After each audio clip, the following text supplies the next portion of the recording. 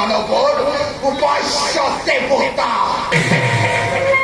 কিন্তু মহাৰাজ সেনাপতি মহাৰাজ চোৰাংচোৰা মুখে জানিব পাৰিছো আপোনাৰ ভয়ত পৰাধীন জীৱন পাৰি কৰি দেৱতা মণ্ডলীয়ে আপোনাৰ বিনা অনুমতিত এক যজ্ঞ আয়োজন কৰিছে মহাৰাজ।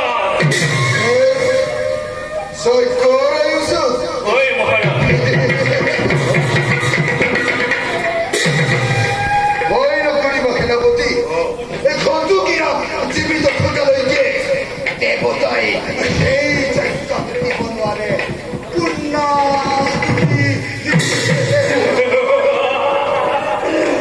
জানো মহাৰাজ আপোনাৰ বিৰক্ত আৰু নিপুণ যুদ্ধ কৌশলৰ বাবে আমাৰ ৰাজ্য কোনেও আক্ৰমণৰ কথা চিন্তা কৰিব নোৱাৰে।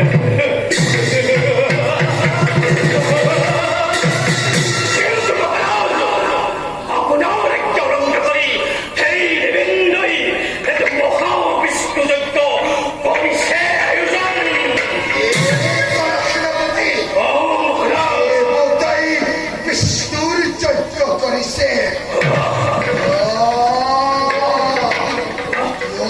পাহৰিলে আজি দেৱতাই পৰাধীন হোৱাৰ পাছতো মোৰ অনুগ্ৰহত অমৰাৱতীত বাস কৰিবলৈ পাইছে। বিনা অনুমতিত কৰা কাৰ্যৰ ফল ভুগিব লাগিব দেৱতা সমাজে।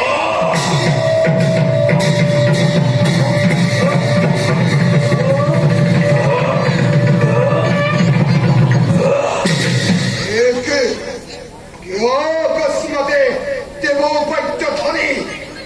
মহাৰাজ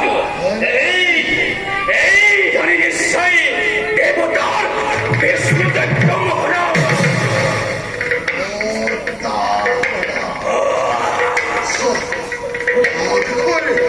চাৰিওফালে ঠাই আৱৰি ধৰিছে। এই আচাৰ্যৰ চোৱা মিথ্যাচাৰী দেৱতাৰ প্ৰতাৰণা। সেনাপতি তুৰন্তে প্ৰস্তুতি কৰা মোৰ সৈন্য বাহিনী দেখক আজি দেৱতাই কিৰাতৰ সমেৰণ কিমান ভয়ংকৰ।